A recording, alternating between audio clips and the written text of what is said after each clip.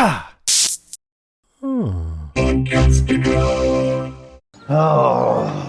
hey, I'm sorry about that, Coach. Set your alarm for PM instead of AM? Yes, sir, Steve Kerr. Thank you. Still, you got down here pretty quick. Yeah, well, I think a fella should only take as long as the tune Easy Lover by Phil Collins and Philip Bailey to get dressed in the morning. Makes sense. Yeah. Whew! It is a beautiful Saturday, and we are playing Sheffield Wednesday. AKA the Owls. Hey, how about that? Hey, you never finished your joke. What joke? What does a British owl say? All right. Whoo! Whoo! Worth the wait.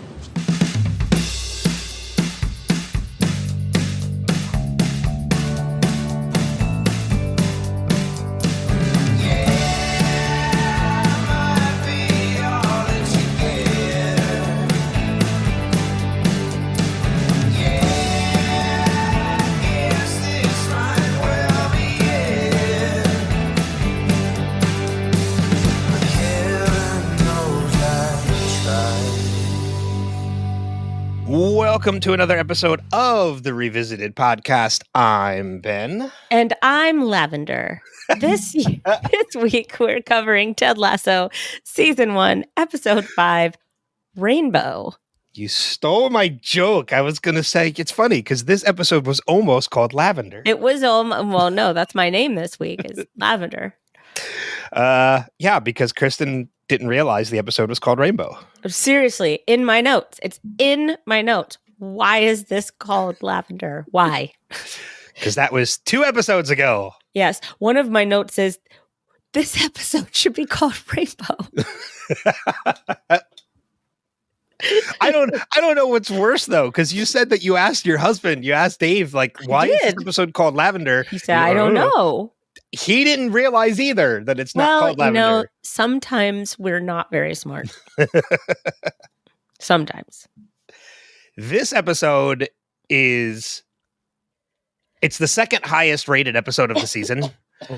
And I feel like it's for good reason, because yes, while there are some elements of this episode that are rough, like the whole Nate of it all, putting that aside, putting that aside, this is probably one of my favorite episodes of the season.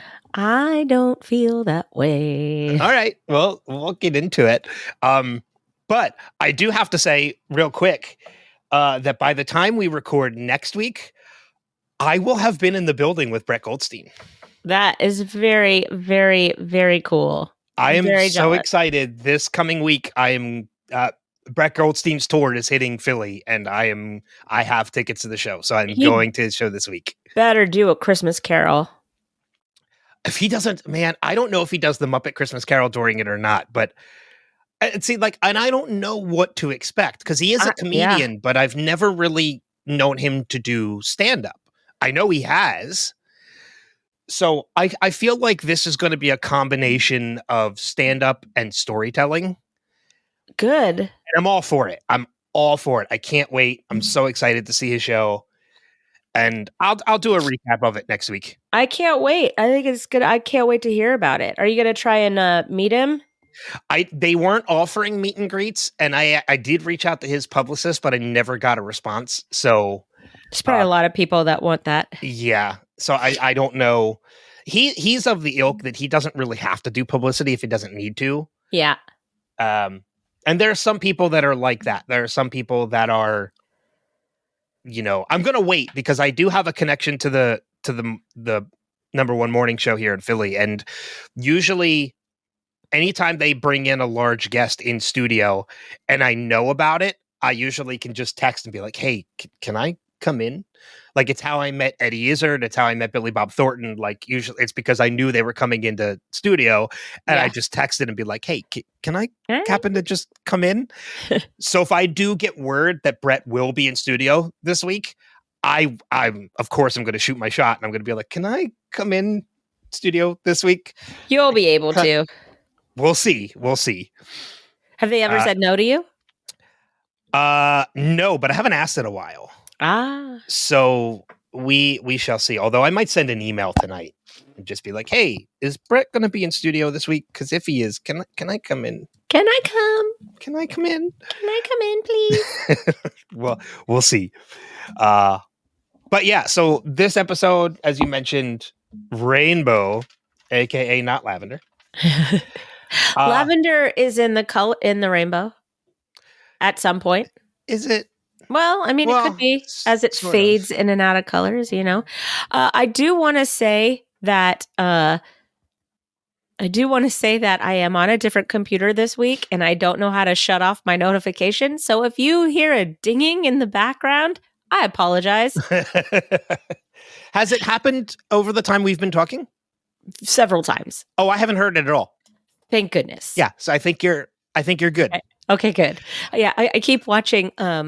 I'm on my Mac instead of my regular computer that I use to podcast, and and this happens when I'm teaching too. Is my computer is like ding, ding, ding, and everybody's like, Ms. Halberg, you can't have your phone, and I'm like, I don't. It's my computer. I don't know how to turn this off. I'm sorry. I have a lot of notes about this episode. Okay, or at I least don't a lot have of as many, so that's good. Or at least a lot of bullet points. But I will say, before we get into it, let's just say, obviously, as we usually do, this is we try to avoid spoilers as much as we can because we know there are a lot of people that are watching for the first time. So, Especially if you from want to, New Zealand. yes, hi, Anwin, and not only that, like I don't know if they're listening to the podcast, but my sister just started watching Ted Lasso for the first time. Oh, yay! And my friend Rob and his wife Kat just started watching Ted Lasso for the first time. And the reports from both of them are they absolutely love the show. That's awesome. But as I was mentioning, if you are watching for the first time and you want to avoid spoilers, we will do a spoiler full section at the end. Just check the show notes for the times. This one will have a chunky little spoiler section, just to let you know. There's a bunch that happens in this that we'll talk about later. So just check the show notes to find out when to come back in for when we talk about our favorite quotes, which I have a lot of those too. It's so funny because last week when we were talking about Carol of the Bells, you had mentioned because, Love Actually is a big proponent of that episode, and you were mentioning like how you're not a rom-com fan, and I was like, That's a big reason why I'm not a fan of this episode. I was like, well, I was watching this episode and I forgot how many rom-coms are nodded to throughout this entire episode. I was like, well, Kristin's gonna love this episode. It's so cheesy. Oh my gosh. It took me out of the show. To be quite honest, it took me right out of the episode. All those nods to all the rom-coms, I'm sorry. It's just so over the top cheesy. I was so like, come on, can we please move on from this? I loved it. I loved I hated it. I hated it. I hated it. And the whole time I'm like, this episode would be a lot better and probably 10 minutes shorter if we took out all the rom-com references. Like it relied so heavily on rom-com nods and lines and everything. Like I'm like, can we have just a little bit of originality, please? Wow. Okay. Yeah, Tell me how you really feel. I did. I told you I wasn't really a fan of this episode. I don't like rom-coms. I don't like them. Can I tell you I did discover one thing about this episode that I had no idea about at all. And when I found out about it, I kind of got a little emotional, like happy emotional. What? Is it about Higgins? It's about Higgins. Yeah, I do like this. I didn't realize it, but the story he tells about how he's been married to his wife for 29 years, I didn't realize the actress that plays his wife is his real life wife. His wife, yeah. And they've actually been married for 29 years. I know. Dave found that out last night when we were watching it, and it just... The Higginses are my favorite. They're my favorite. I love that family so much. From like his ringtone to, Yep. The whole story. We mentioned because we heard a couple episodes ago. And she showed up all in blue. I know. And it was that part of the song. Yep. That was it. Yep. But we mentioned earlier, a couple episodes ago, we heard Higgins's ringtone for the first time, and I had mentioned it's "She's a Rainbow" by the Rolling Stones. And then this one, it's revealed because we hear it again, and Rebecca calls him out on it, like, your ringtone is She's a Rainbow.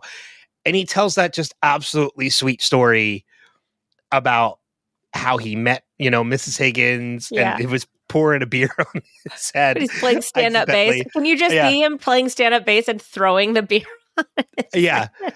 And how she was the one that wasn't laughing at him and handed him the dirty towel, and he married her. They've been married for 29 years.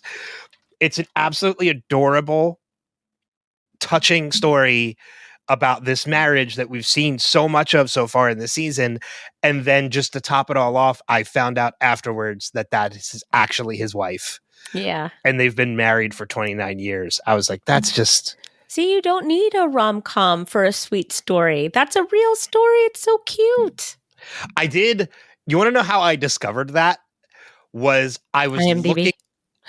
Well, yeah, it was on IMDb, but it was because I was researching whether or not the elderly couple we see later in the episode, I wanted to see if that story was real. Was it? No, it's not. It's an homage to When Harry Met Sally. Oh, you mean like when Ted says, "I'll have what he's having"? No. No, I'm saying like that's another nod to When Harry Met Sally. That's another episode. That's another nod to When Harry Met Sally. I have a full list of all the references. Great. But when they break the fourth wall and they're talking about like the litigation about Titanic and everything, I was like, is that real? Are these people really in litigation with like Titanic because of their story? And it's not. It's just a nod to When Harry Met Sally. And Titanic. Another, yeah. Not a comedy. No. And what's funny is that some of the romantic comedy nods some of them are very in your face, clear as day what they are. Some of them are a little hidden. Like some of them are a little under the radar and not as like not as obvious. I will tell you that my favorite thing about or one of my favorite little tidbits about the movie or about the episode is that Ted does make a comment about how the team is at the halfway point of their story, and this episode is the exact halfway point of the series. No, it's not. Yes, it is. Season 2, episode 5. Yes, it sure is. No, it's not, because there are 12 episodes this season. Still, it's the same. So we're close to halfway. It's not the exact halfway point.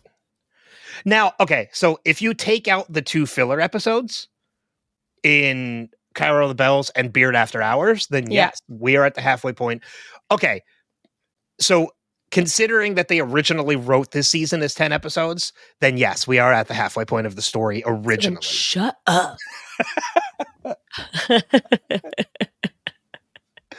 But yeah, so much rom-communism in this.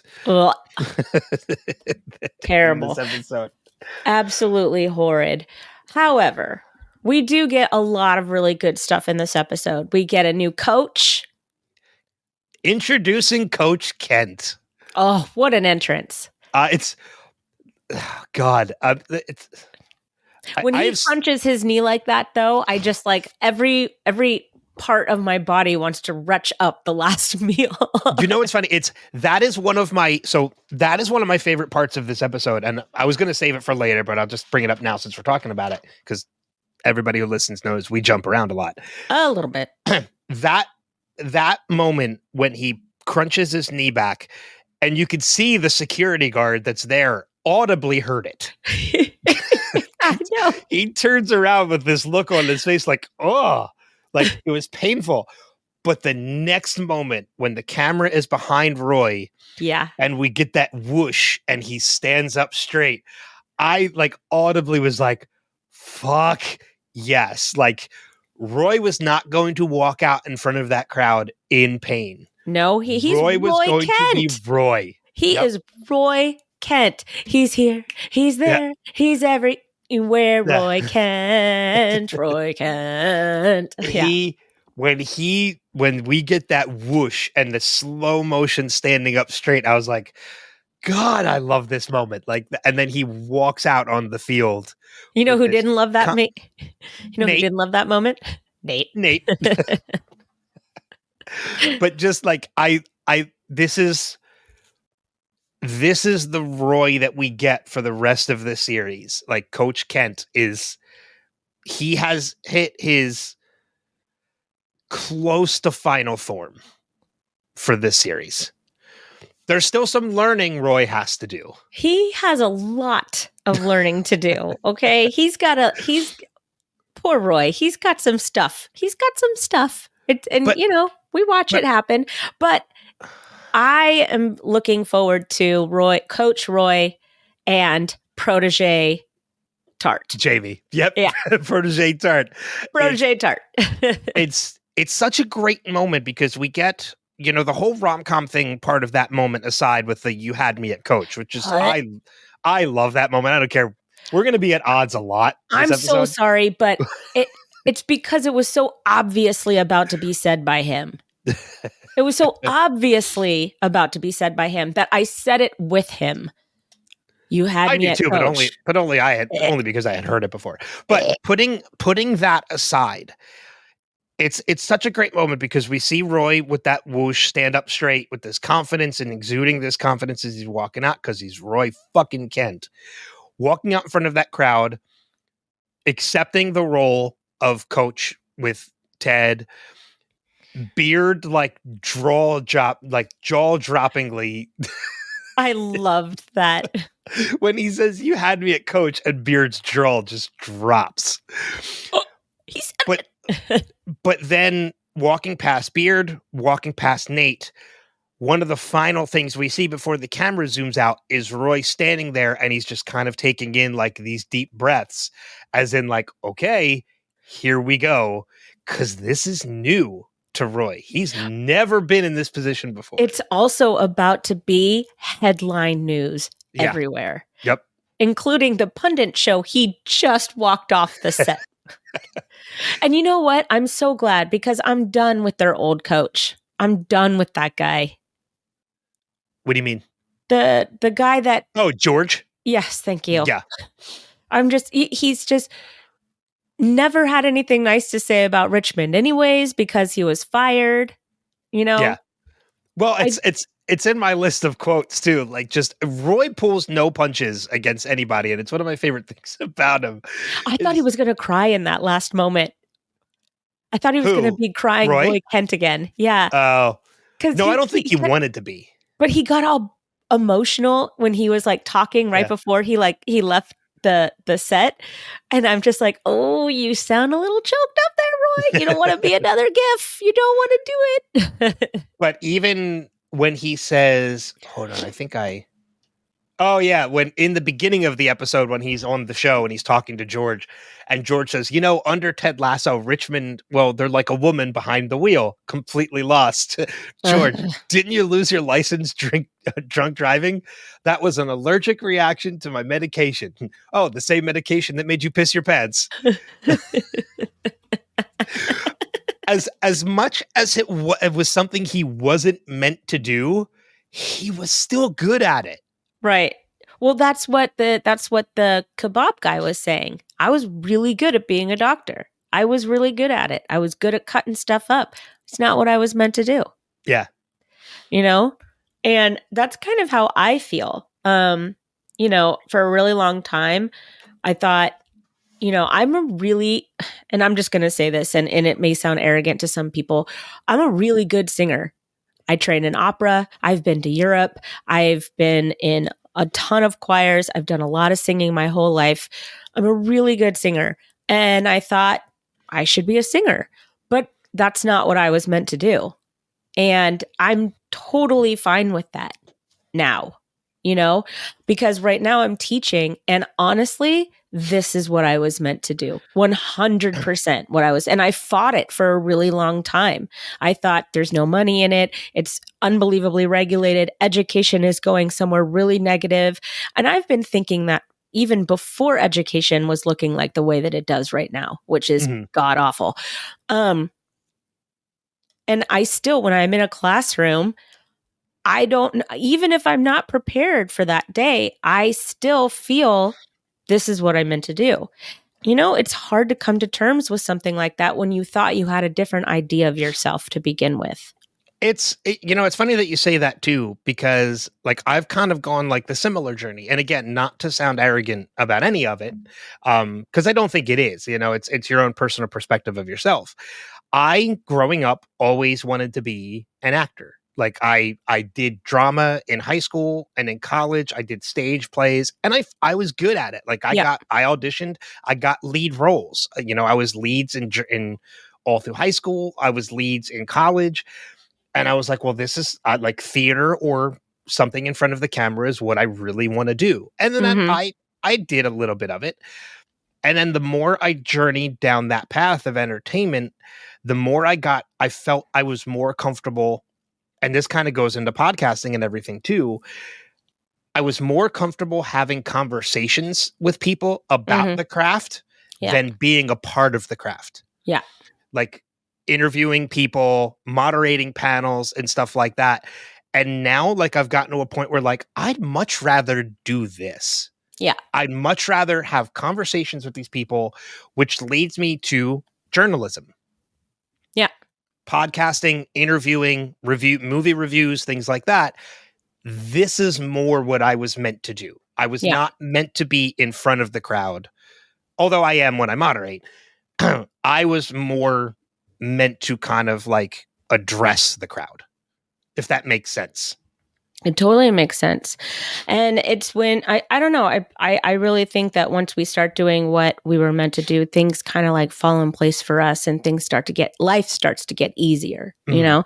So it's nice to see Roy come to terms with the fact that he may be really good at being a pundit. It may be a really easy job that there's no potential for growth for him as a pundit. All he's going to do is sit around and talk about players like, and it's so funny because he hated these guys when he was a player. He Yeah. hated being talked about. He hated being written about. We're going to learn a lot of that when we get more Trent Krim later, Yeah.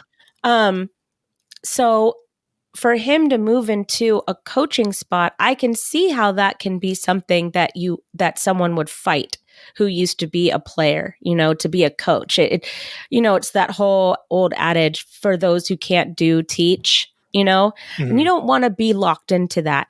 But what a gift it was for Ted to give to Roy, to give him McAdoo. Please fix the captain that you, Roy Kent, appointed because you, Roy Kent, saw something in McAdoo that obviously nobody else did. So fix him. And Yeah. Roy knew exactly what to do. And I think that kind of success and that kind of feeling that he got watching that success on the field from something that Roy did really got those juices flowing. Oh, I can do this. Oh, this is something that I might actually be good at. And the opportunity to coach under Ted, who may not know anything about the game, which is where Roy comes in because he knows everything about the game. But Ted knows how to be a coach. Mhm. He knows how to get a team together. And that's a gift that not everybody has. Well, yeah. And what an opportunity for Roy to learn under Lasso. Yeah, it's a good example of what you mentioned, is that as a pundit, there's really no room for growth for Roy. He is in a stalled position at that point. Right. It's as high as he's going to go. He's just going to be a pundit. As long as he stays a pundit, that's all he's ever going to be. Is he's just going to be a pundit. There's no room for growth. But you're right. He now, as a coach, he has the ability to learn how to coach from Ted, who's somebody who's done it before, but he's now in a position of comfort because he realizes this is something that he missed, and now he gets to be a part of it again. Yes. And going to the whole Ted of the whole thing, you're right. Like, what a gift for Ted to do it. There's a moment when he says, when Roy says to Ted, like, do you really think I'm going to fall for this shit? And Ted's like, fall for what? He's like, you're trying to get me to come back to club and coach. It won't work. And Ted says, Roy, I've got nil interest in making you do something that ain't in your heart. That line right there is because Ted knows this is in his heart to do this. Yep. So he knew what to do. Yep. Ted's And excitement the fact that at he being able to didn't- keep score during that game was the best part of the episode. well, Can I and keep it's a- score? Woo-hoo-hoo! and that is a learning moment for Ted too, because he's like 0-0, 0-0, 0-0. Like 0-0. he's still learning about the game. This is Roy and Ted learning from each other. Yeah, in he's this learning how moment. to coach. Ted's learning about the game. Yeah. Absolutely. There's so Absolutely. much greatness that comes from the Roy Kent side of this episode. And Sorry, Nate. Oh, we'll get to Nate. Sorry, Nate. Trust me, we will get to Nate. But Oh. yeah, like there's just I love the Roy Kent element of this episode. One of my favorite moments of that whole thing with Roy meeting up with Ted and McAdoo, it makes me laugh every single time, is when they're going looking for Roy and Ted's like, I'll text him, and he's literally right in front of them. And he glows. And his face glows from underneath, which is And they're both terrified of him. when they jump, because like it's like if you've ever gone camping, like, and you tell campfire stories, it's that whole, you hold the flashlight under your face and it adds like a scary element, and that's what Yeah. you got from Roy. Is you got the glow of the phone underneath out of nowhere. Yeah. It just makes Ted and McAdoo scared, like it frightens them. Yeah, that was wonderful. I love that. I the whole McAdoo storyline in this episode was wonderful as well, because gosh, how many times do you think that this actually happens to a professional ball player of any sport? Is that they get so concerned with being a pro player that they forget that they once loved this game as a kid. Yeah. Well, it's a popular trope in sports movies of the whole being taken to task and going back to your roots. Like it's been told a number of times throughout sports movies. The movie Eddie with Whoopi Goldberg is a prime example to me, because I like that. It's a very underrated movie that I really like. But there's Mighty a movie, Ducks. Mighty Ducks, exactly. Like going back to your roots and rediscovering your love for a game to overshadow the professionalism of it all. But one of the things I love about this series is that it takes popular tropes like that have been done time and time again, and it always puts a refreshing spin on it to make you appreciate the trope again. I like it that they slammed him into the ground in the beginning. Yeah. And he's trying to be like, oh, ow, it hurt. And Roy's like, get up. There's no ref here. There's no cameras. Get up. Yeah. And you are not hurt. I love that they took this trope and they refreshed it and they made it enjoyable and they made you appreciate the trope again. That's one of the things this show does so well. Yeah. You know what they don't do well? Rom-com references. Mm-hmm. Yeah. Okay. I'm going to put this out there now. When we solicit for feedback for next week's episode, I need to hear where you side on this. Whether you're siding with me and you enjoy all the references, or you're siding with Kristin and you didn't like the references. I think it depends on whether or not people like rom-coms. I think it does. I really think. Honestly, yeah. I mean, I don't. I tried to be a girl. I did. I tried, okay? I have daddy issues, okay? And every time I visited my dad, he wanted to see the new action film. So I trained my kid brain to only like action films and quote unquote boy movies. And I turned my whole brain off to rom-coms. And I don't like them. I like the proposal.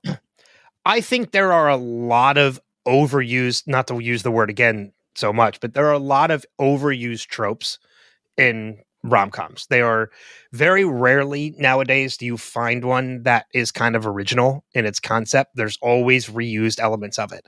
I mentioned this when we did, I can't remember if it was on this podcast or if it was on Movie Swap or it was something different, but I discovered a Christmas movie this year that I really enjoyed because it made fun of tropes so much.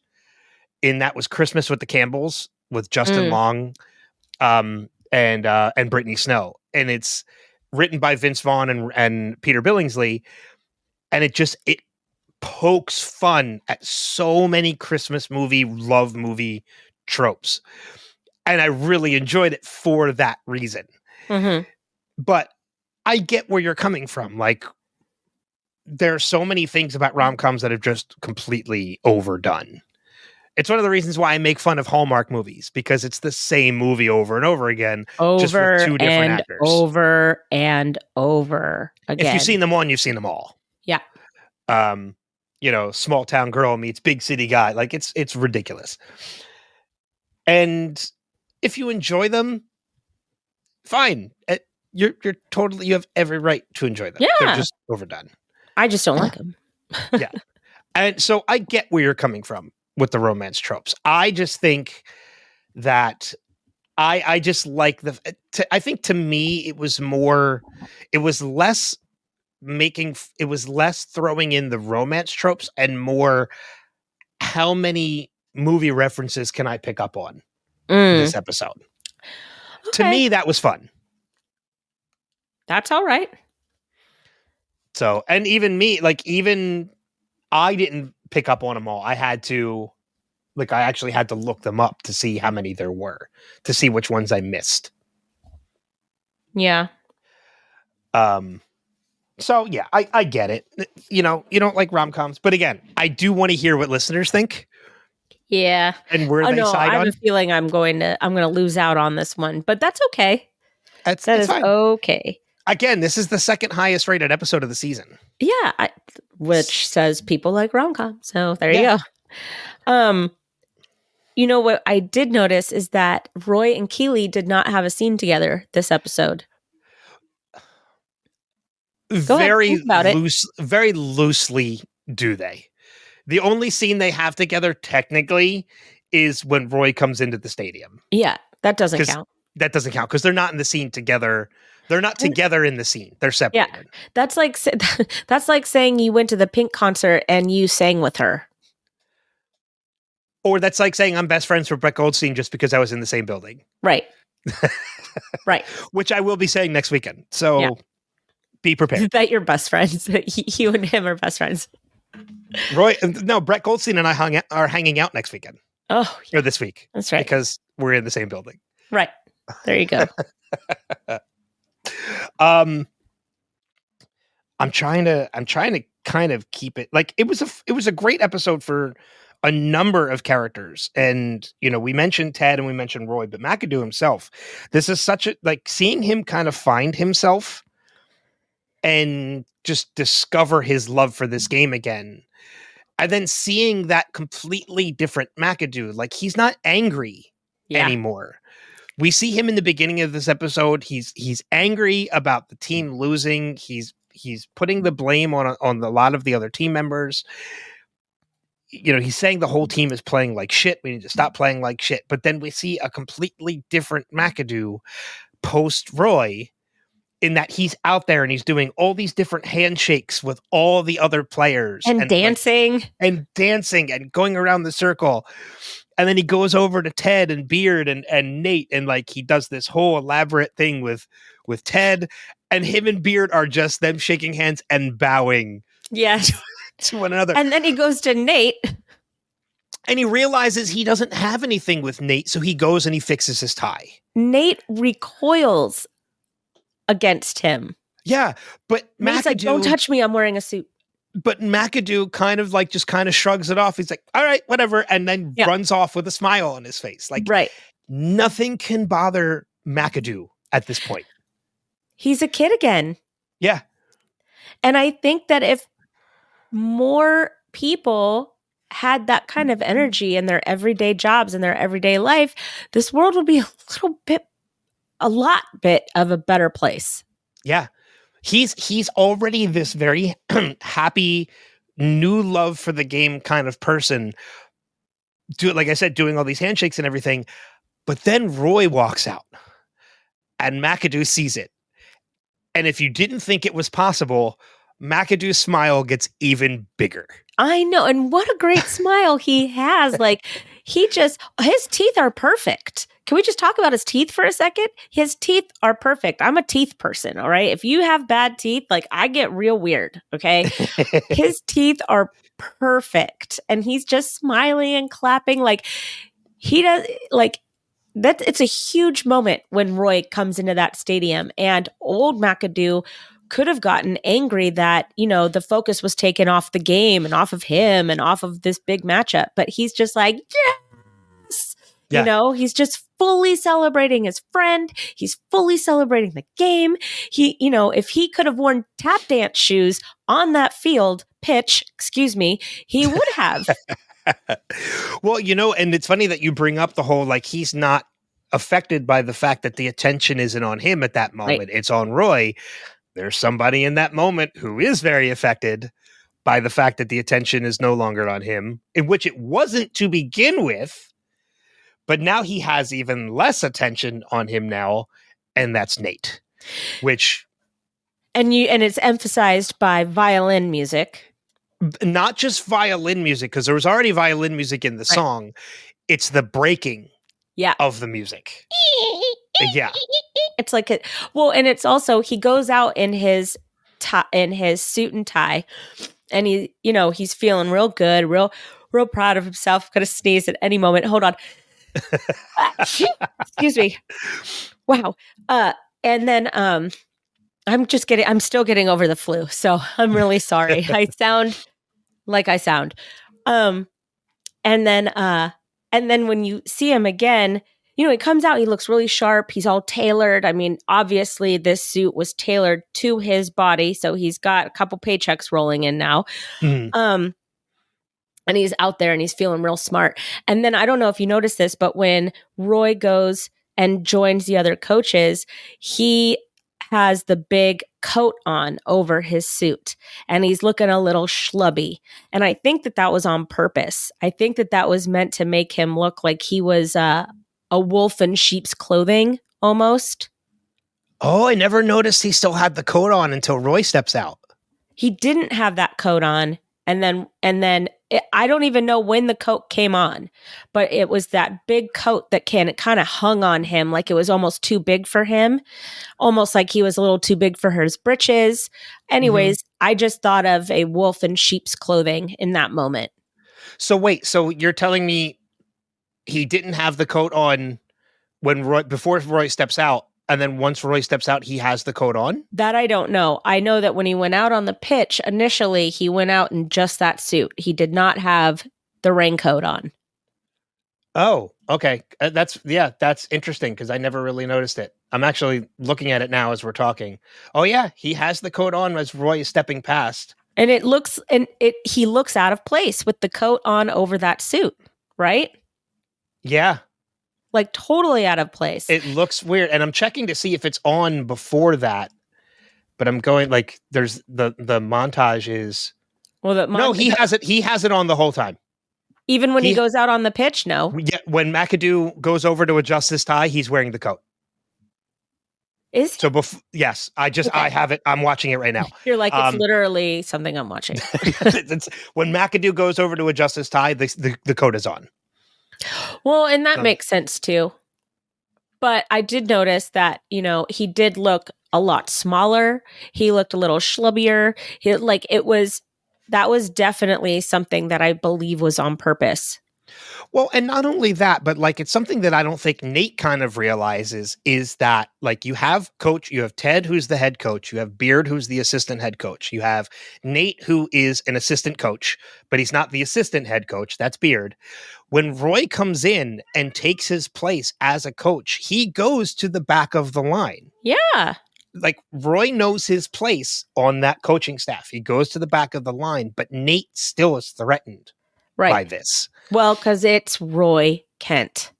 True. And he already was having trouble getting a table at the restaurant. And he even tried to say, I know Roy Kent, like he doesn't know where he fits right now. And it's very obvious. He also thinks that he is entitled to more than what he deserves. Roy Kent has spent decades of his life on that pitch. He belongs on that coaching staff. Everybody knows he belongs on that coaching staff because he knows the game. Not to mention, I mean, Nate doesn't know this. He's the reason McAdoo is turned around, Yeah. you know? And then you have Ted and Beard, who have been coaches their entire professional lives. And they have earned their spot on that pitch.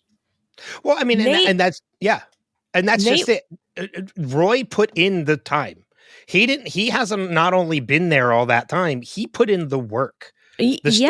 The story that he tells McAdoo is that he grew up in like these slums of London, and every night would go down and practice on that field. And every time that he felt he was every time he felt he was slumping, that's where he would go back to. Right. He put in the work. Mm-hmm. Nate got promoted as a kit man because he made a couple good suggestions. And then he never put in the work after that. I don't know if you've noticed that, but he hasn't put in any work, but he's put in a lot of opinions, and he's had a lot of, and I mean, he has tried to demoralize the new kit man, and he has had a couple of bad suggestions. And then he thinks that he is a good heavy to go and talk to McAdoo. I have that in my notes as well, is that Nate thinks he's a big dog. He does. He thinks he's a big dog.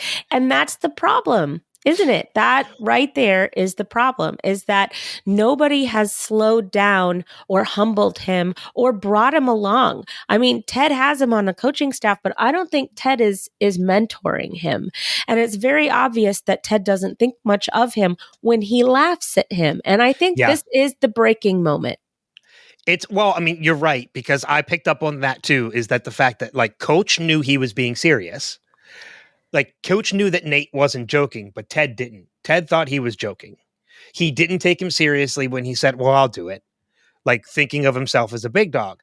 And then the moment that Ted says to him, like, oh, I think we need to actually get a real big dog. Oof. Nate walks off. Yeah, and you see him in the background kind of staring at his desk. Yeah. Which is interesting. But what's interesting to me also is that Beard didn't say anything to Ted. He didn't correct Ted. He didn't say, hey man, you know what you just did, that might have been a problem for Nate. Maybe you should go talk to him. And he didn't tell Nate, hey man, you know, you need to show that you are a coach, that you are somebody to be taken seriously. So I think that Beard was kind of at fault here because he knew Nate was serious and Ted didn't. Well, not only that, but like there's another moment in this episode too that I feel like is kind of undermining Nate, and it's done in a joking way. But if you look at it in a deeper sense, it really is undermining Nate in that by not allowing Nate, by taking the ball out of Nate's whistle, he in essence is taking Nate's voice away as a coach. It's a hilarious moment where he's like, no, I gave you an inside whistle. He needed an inside whistle. Yeah. Because he was constantly blowing the whistle inside. It's a funny moment, but like if you look at it deeper, like Ted kind of took Nate's voice away. You're completely right. I mean, Ted did do a lot of things wrong in this episode. And I think that, you know, while it is covered up with comedy, it is very serious for Nate. And you know, we don't know how much self-hatred Nate has for himself until probably when he's in that bathroom. That is a weird, but kind of awkward moment. I like it when he tries to make himself big. Yes.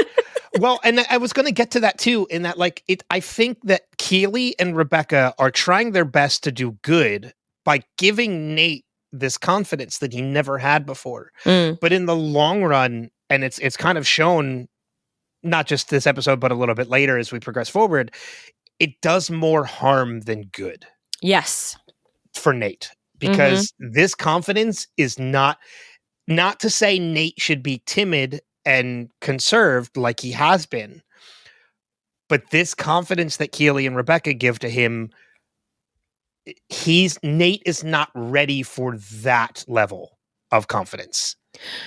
Yes, he should have a voice and he should speak up for himself, but the one thing I feel like Nate has always wanted, it's not even when he talks to Keely about make me famous, like it's not just to get free stuff and everything.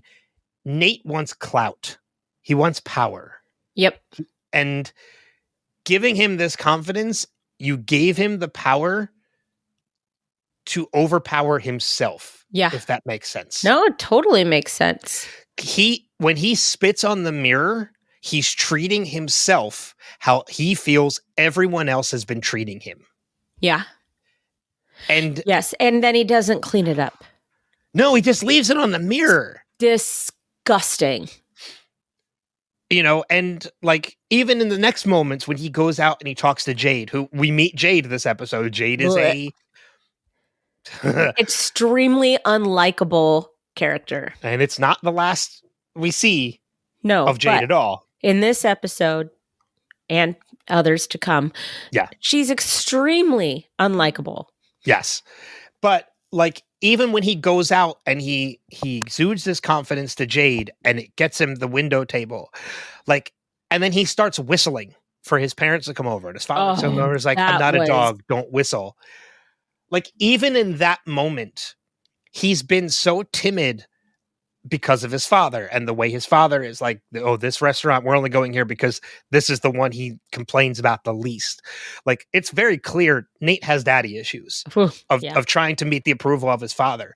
Yeah. But he has gone from constantly trying to get everybody's approval to whistling to his parents to come over and not letting his father's comment bother him. Like, I'm not a dog, don't whistle. He shakes that off.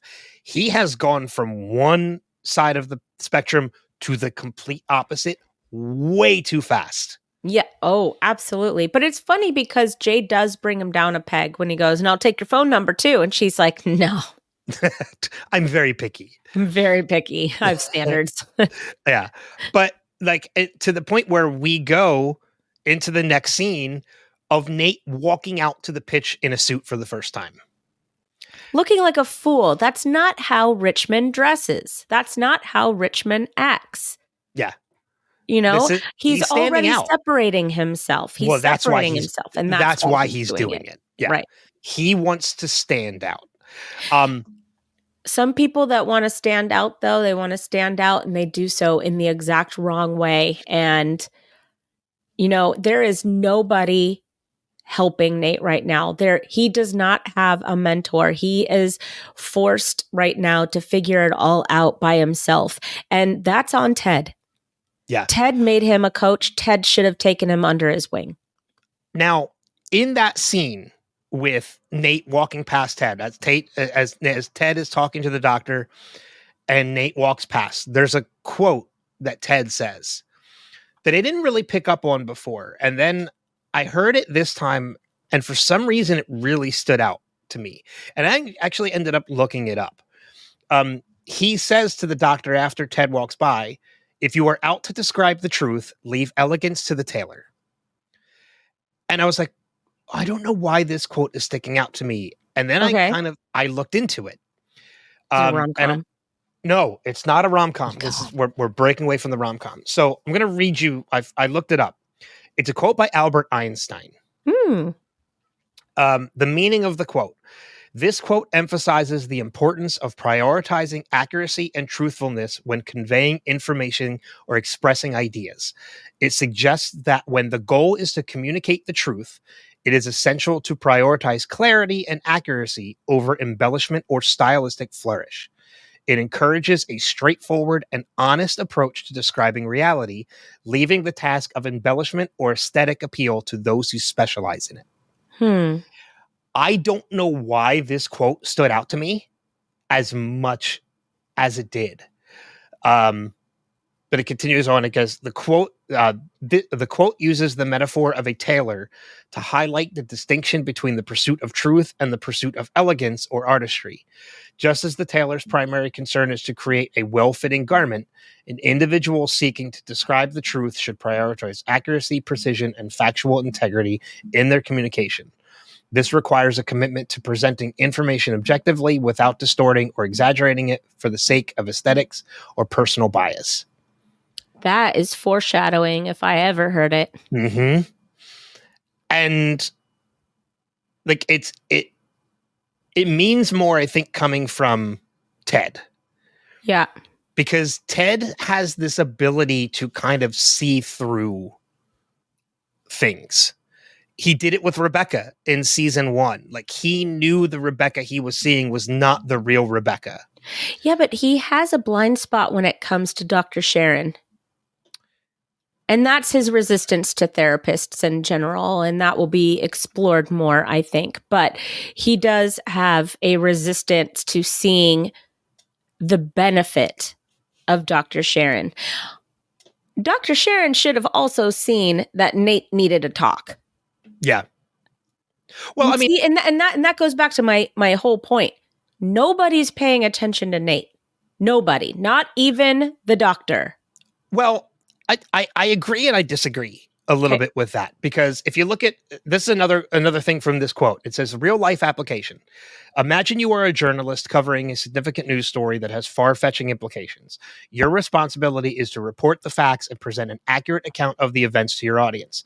The truth is of paramount importance in this situation. So in that moment with Ted, right before he quotes that line to Dr. Sharon, Ted is like complimenting Nate. He's saying how good he looks when he goes out there.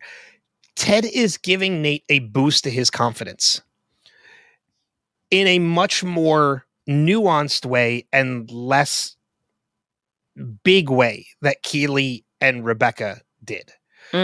Keely and Rebecca they're giving him this monster present. Like, they're telling him, go out there and make your presence known.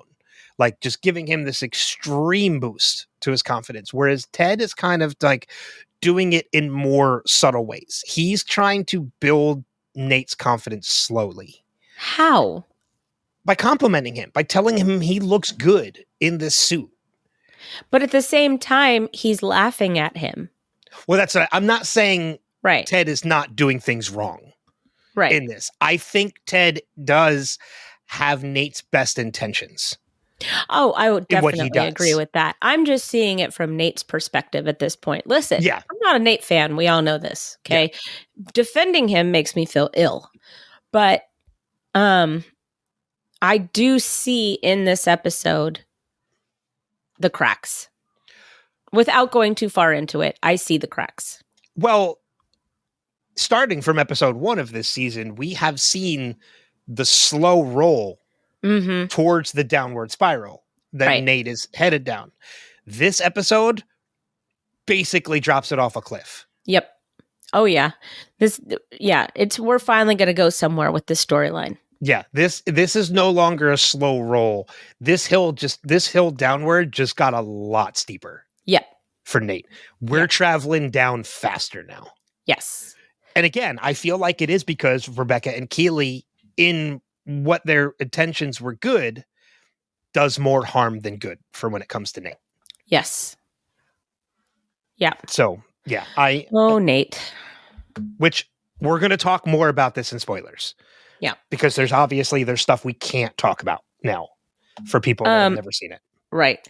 I do switching stories just a little bit. I do love watching Jamie in the background looking at the Nespresso machine. Yes.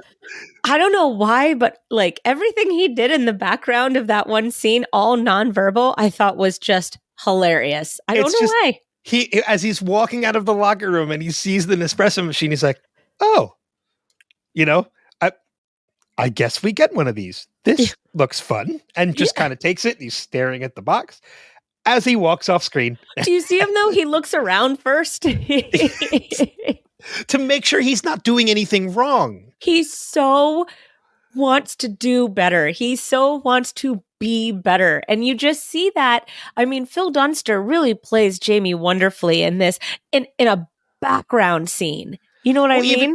Even look at last week's episode with Carol of the Bells. Like he clearly does not understand what Secret Santa is, but he still goes into the office and says, "Hey, does anybody have something I can give?" Because he still wants to contribute. He still wants to be a part of it. even though he Right. doesn't understand it. Right. He's like, And I it's didn't want to the ol- spoil the surprise of the secret Santa. And it's the only scene we get of Jamie that episode. We don't even get Just- any Jamie this episode, really. This is the only Jamie we get this episode. Yeah. Well, Yeah. because, and I feel like, and I'm going to try and put this as spoiler free as possible, because we needed Coach Kent to progress further. To further his story. It's kind of like what I'll use Hogwarts Legacy as a prime example. Like, Okay. you and I are the same kind of people where we'll play the main story until there are side quests, and then we do all the side quests. Yeah. And when there are no more side quests, then we go back to the main story. Yes. We needed Coach Kent as a side quest. Yeah. To complete that side quest to now progress back into the main story. Yes. And Jamie's story gets a lot better now. Yeah. And and it's away we go with Jamie at this point. But I just God love Phil Dunster for filling up the screen time that he did have, really maximizing it, you know? Yeah. Because he could have just walked on, grabbed an espresso and walked away, you know, but he didn't. He made a meal out of it, and it was awesome. Well, there's a couple characters we don't get anything from this episode. There's no Sam in this episode. There's no Sam. We see him walking out of the locker room the same exact way. That's it. So, you know, and I love Danny's little bit. He goes, "Oh no, I don't drink coffee. My mom said when I was born, I was born caffeinated."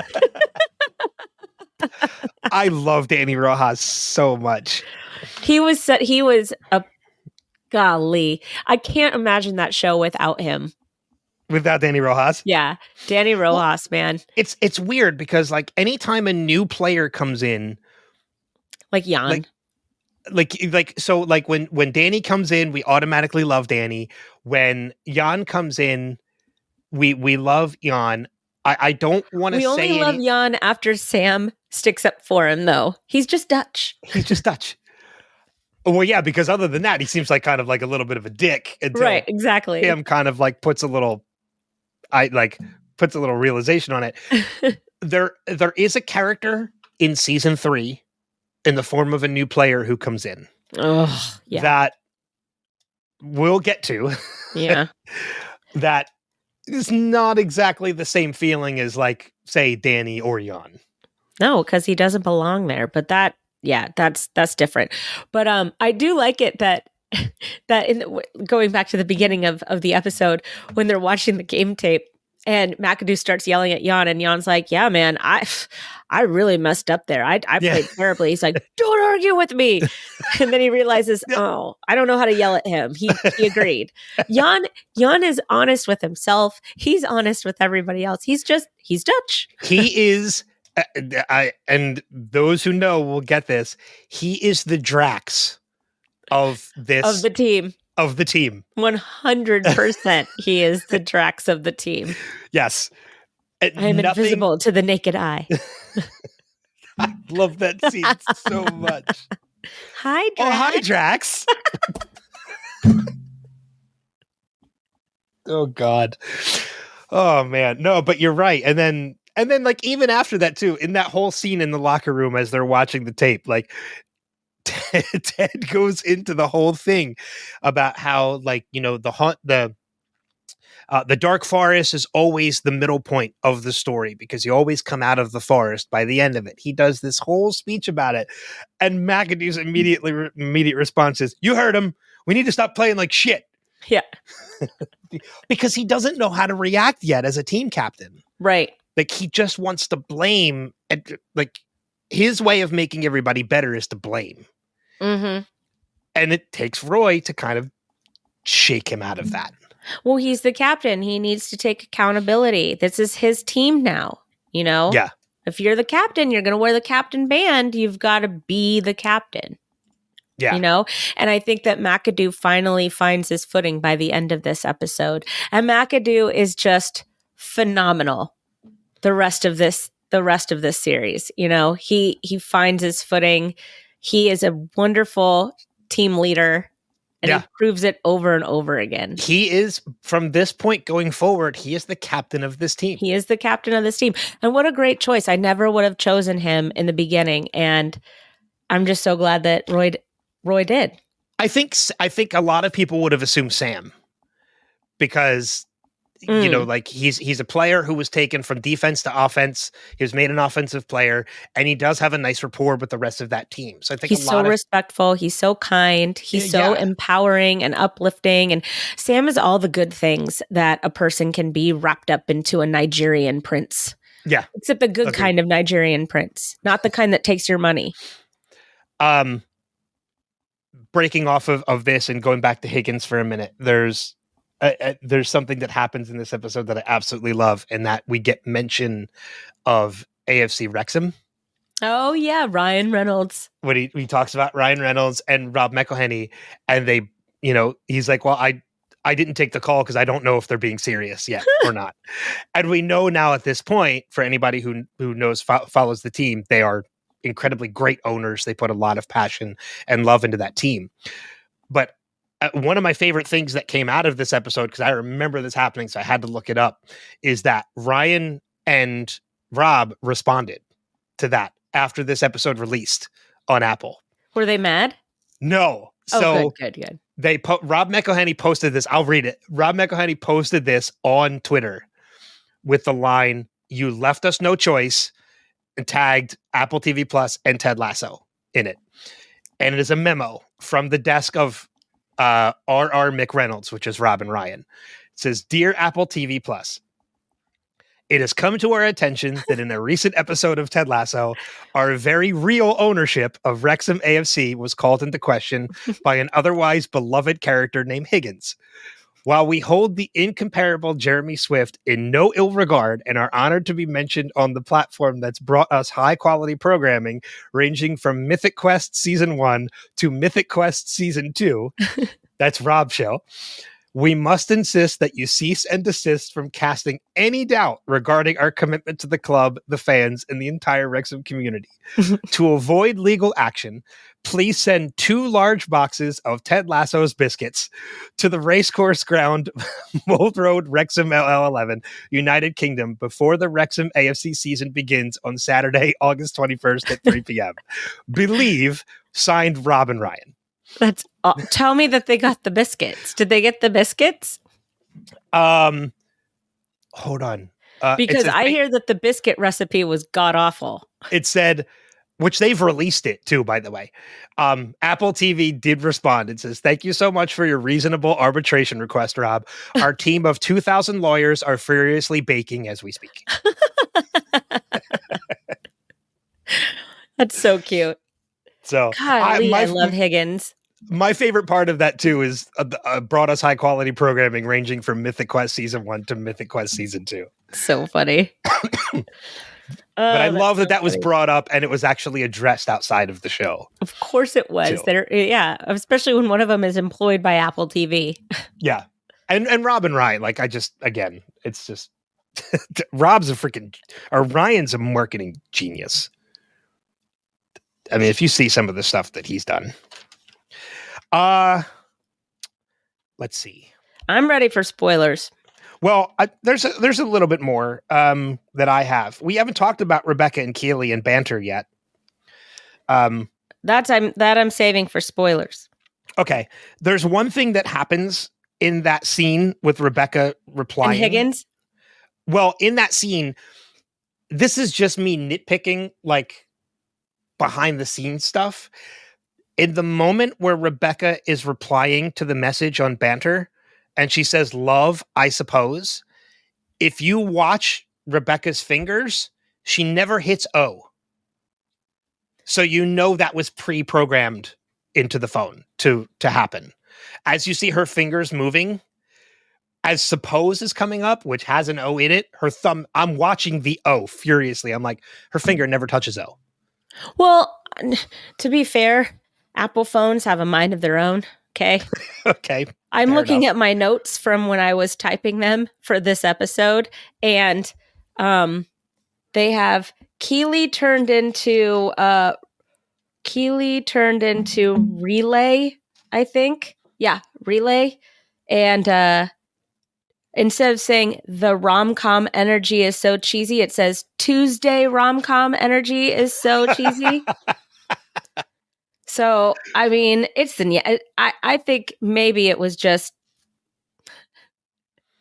the autocorrect Yeah. or auto It could be. finish or whatever. I like It it when could she be. throws the phone across the room. I have done that. Me too. We all have.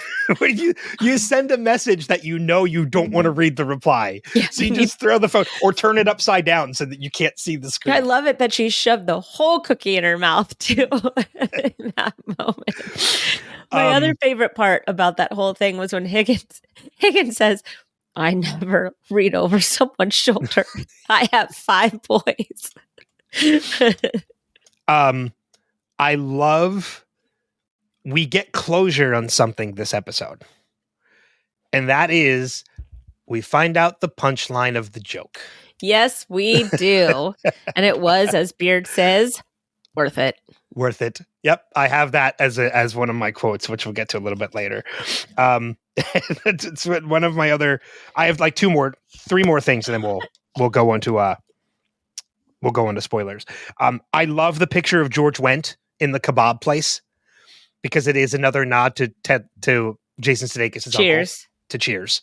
The George we talked about that George Wendt is his uncle. Yep. But I love the fact that the kebab place is treated as a church to Roy. Excuse me, I have to pray. Yeah, let me pray on it. And then even Ted, when he gets up, he leaves money for his kebab, but he calls it contributing to the plate. And then as he's leaving, he does the sign of the cross. Yes, he does. Up and he's leaving. Well, this place is ruined for me now. I gotta tell you, man, I wanted that kebab. I see. I hear kebab, and I instantly go to that one of my favorite scenes of Parks and Rec is when Chris Traeger takes Ron Swanson to meditate, and it's next to a Greek restaurant. And when they're done, he's like, we can go back. He's like, but I saw a turning slab of meat in that restaurant, and I want to go eat the whole thing. Yeah, I've never had a kebab or a gyro. Oh my god, gyro. Oh, yeah, yep. It is. Go get a gyro and make sure it's lamb, and get extra tzatziki sauce, and enjoy every bite of it. It is so freaking good. It is so freaking good. And they just slice that meat right off. It's just, ooh, yeah. All right, then. Maybe I will make that a primary objective for sometime this week. Do it. Maybe. I've been craving Indian food again, too. So I have never had Indian food. Really? Nobody ever wants to eat it with me. Oh. I'll have to come up to PA. Yeah, I enjoyed it. I had it for the first time last year and enjoyed it. I remember you documented it very well. I did. I documented it on social media. The only other thing, gosh, I'm hungry. I just love the montage of Roy getting to the field, getting to Nelson Road. Oh my gosh, that montage was so great. He gives up all of his cash. He gives up his watch. He's just like, because he knows he's never going to make it on his I'll knee. tell you what Nikki Sixx said, but in behind the music, you got to date your wife. I love that he finally accepts the ticket that Ted has been putting behind the ticket counter for him under Reba McEntire.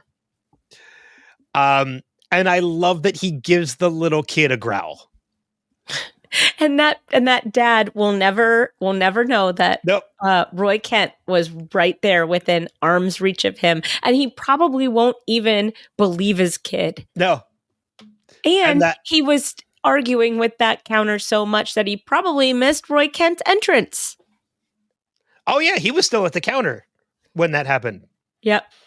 And then the only other thing I have before we go into it is I could have saved it for quotes, but I'm going to mention it now because I love it so much, is in that scene with Rebecca Keeley and Nate, as Rebecca and Keeley are trying to give Nate that confidence, and Rebecca does the stand on her toes and she makes herself big. Yeah.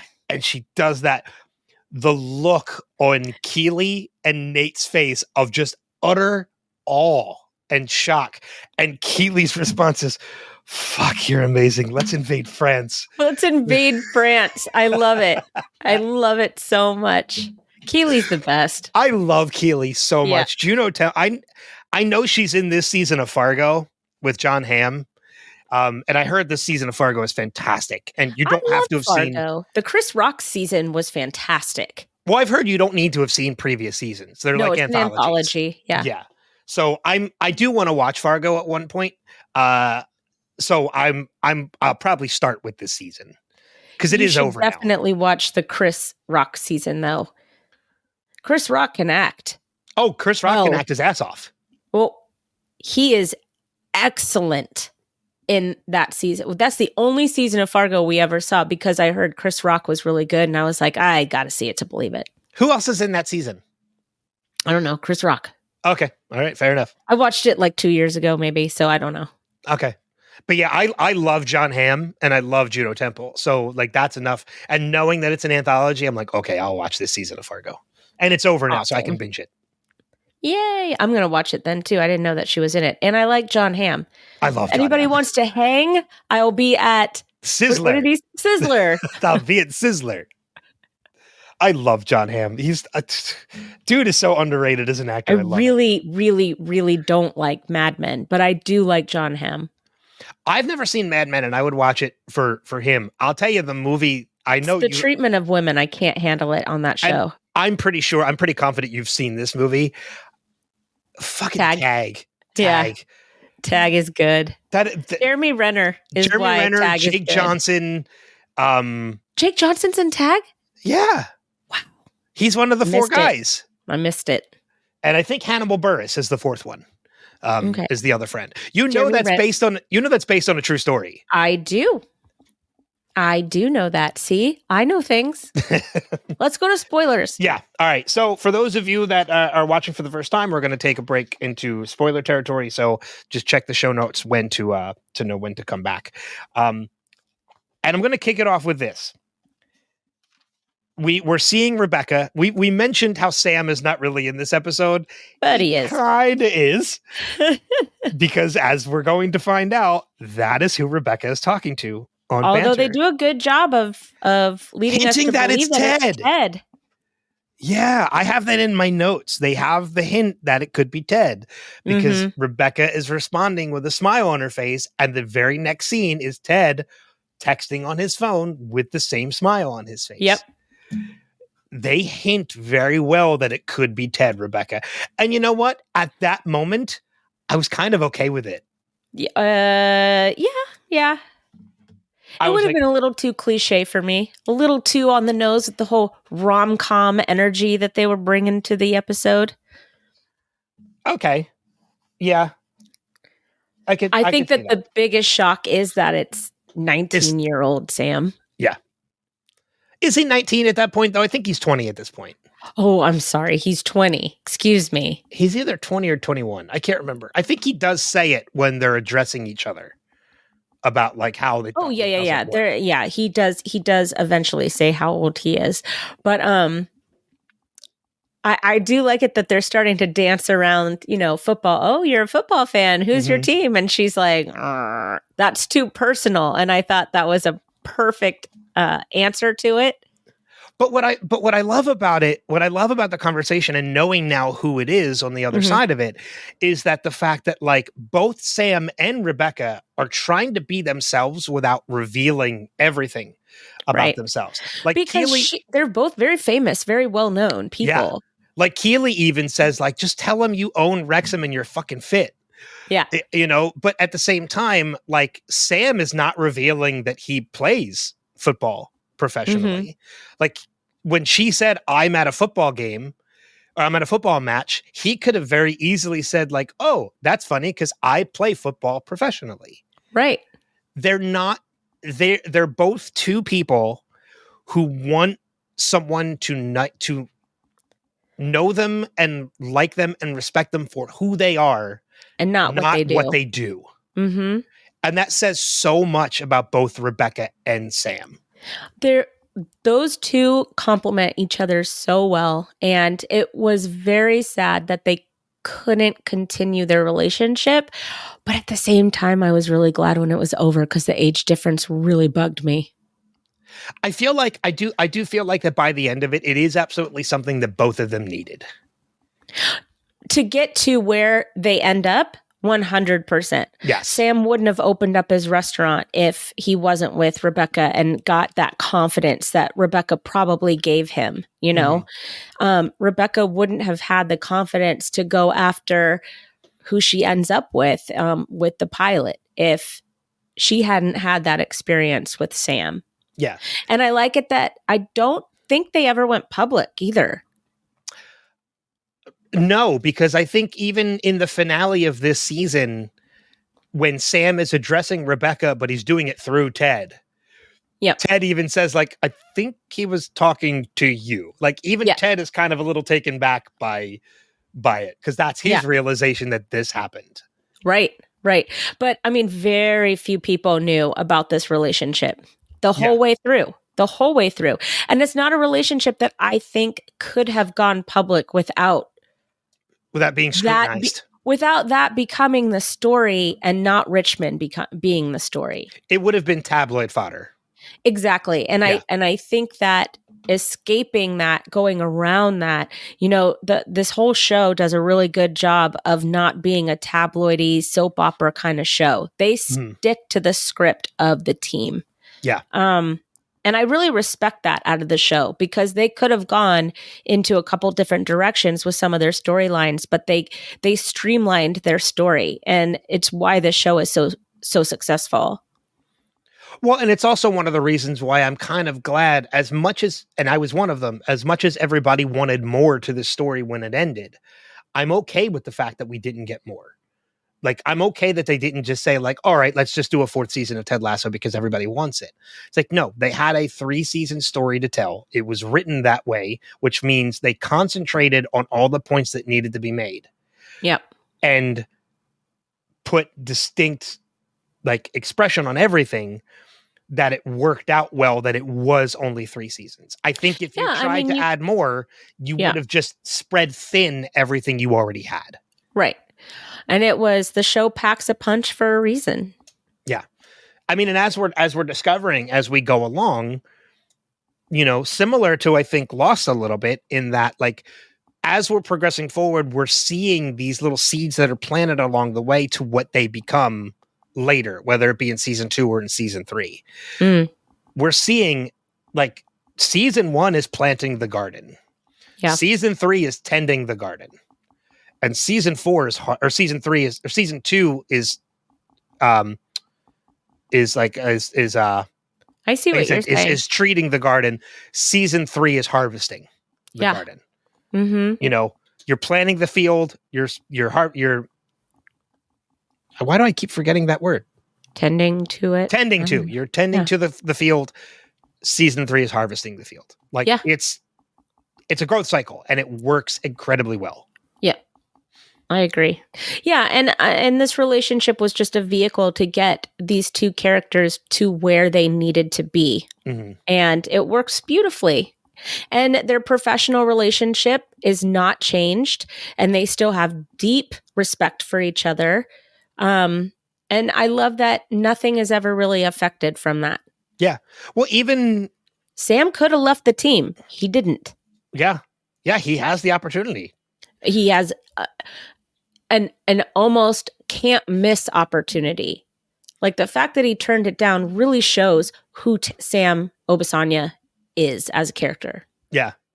And then we learn it was the right decision. Yeah. Oh God. Yeah.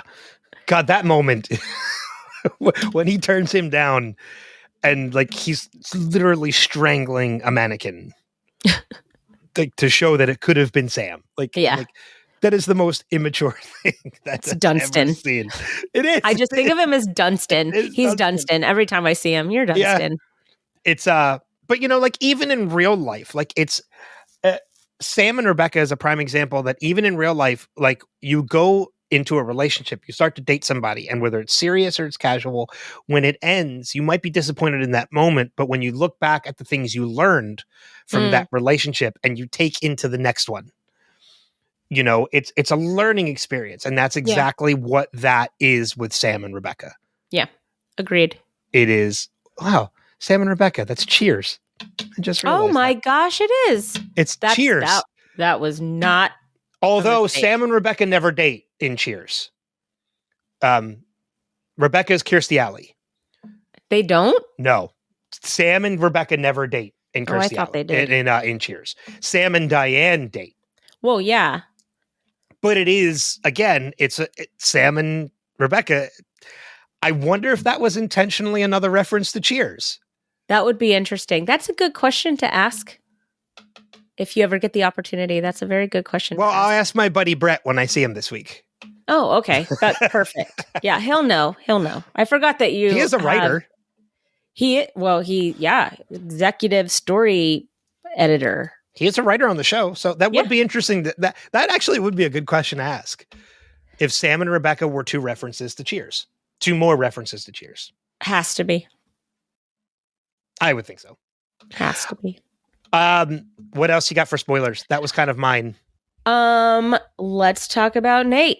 Baby, let's talk about Nate. Shall we? And well, okay, listen. I mean, we've alluded to it the entire episode, right? But I mean, at least now we can just say Nate leaving by the end of this season and Rupert taking advantage of that crack in the Lasso Foundation.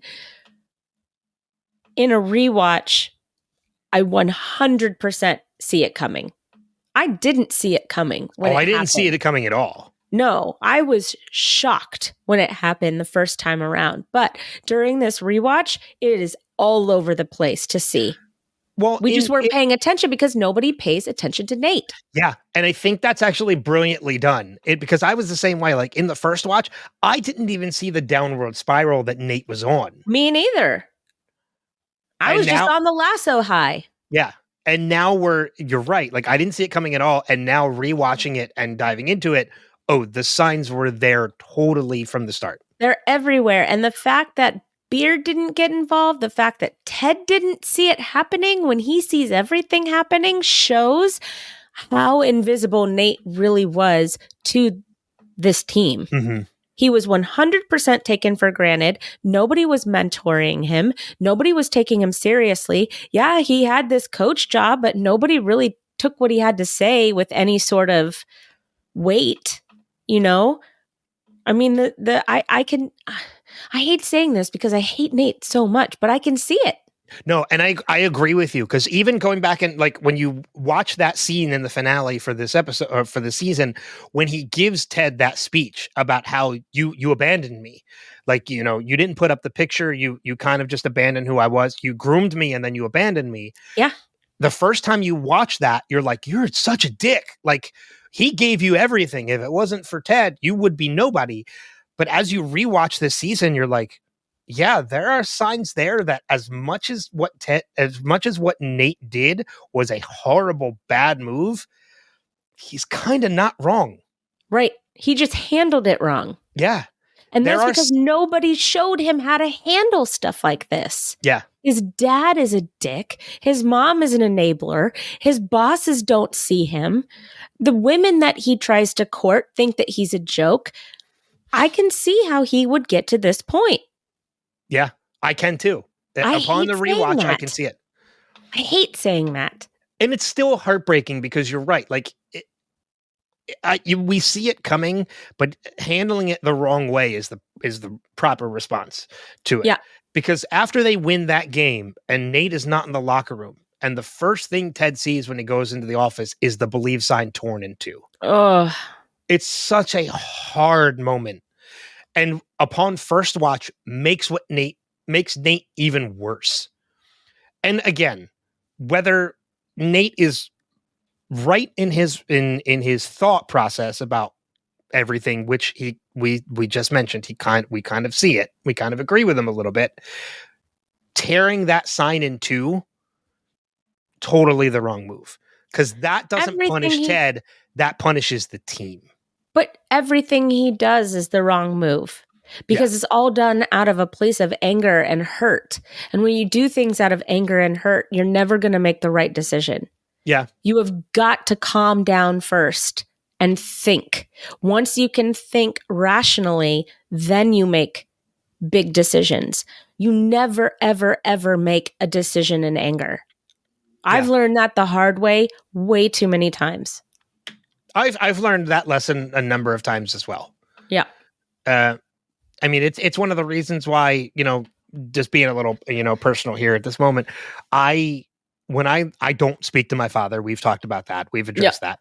And I knew it took me a long time to shake being incredibly stubborn and yelling a lot. I had anger issues, and it's because I grew up in a home where the only way to get your point across was to scream it. It's not a good environment to be brought up in. And even when you leave that environment, you still take that with you. Yeah. It doesn't go away the moment you leave. Like that, it's ingrained with you. It took me a long time to shake that. Yeah. So yeah, like I can see, like it's just how he handled things was not the way to do it. But like you said, no one showed him how to handle this. Right.